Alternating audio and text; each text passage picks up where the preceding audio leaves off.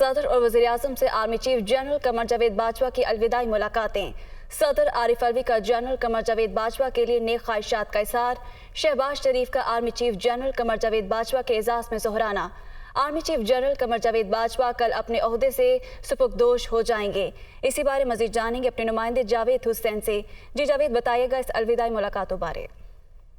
जी बिल्कुल, army chief general Qamar Javed Bajwa जो है, जैसा कि कल उनकी रिटायरमेंट हो रही है, तो इस सिलसिले में वो अलविदाई मुलाकातें उन्होंने की हैं। और कुछ देर कबल जो है वो सदर मुमलिकत से ऐवान सदर में मुलाकात उन्होंने की, जहां पर सदर मुमलिकत ने जनरल कमर जावेद बाजवा के लिए नेक तमन्नाओं का इजहार किया। और उसके बाद फिर army chief general Qamar Javed Bajwa वज़ीर-ए-आज़म हाउस पहुंचे और जहां पर वज़ीर-ए-आज़म शहबाज शरीफ ने सुबकदोश होने वाले आर्मी चीफ का इस्तकबाल किया। और जो ज़राए उन्होंने बताया कि वज़ीर-ए-आज़म और सिपह सलार में खुशगवार अंदाज में गुफ्तगू हुई, बाबी दिलचस्पी के अमूर और पेशा वराना मामलात पर बातचीत भी हुई। और वज़ीर-ए-आज़म शहबाज शरीफ ने आर्मी चीफ के मुल्की दिफा में खिदमत को सराहा है। और इस मौके पर उन्होंने सुबकदोश होने वाले आर्मी चीफ को नेक तमन्नाओं का इजहार भी उनके साथ किया।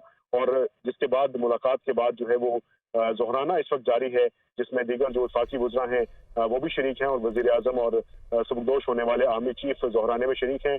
और इस वक्त ज़ोहराना वज़ीर-ए-आज़म हाउस में जारी है। जी, ज़ोहराना इस वक्त जारी है। बहुत शुक्रिया जावेद हुसैन।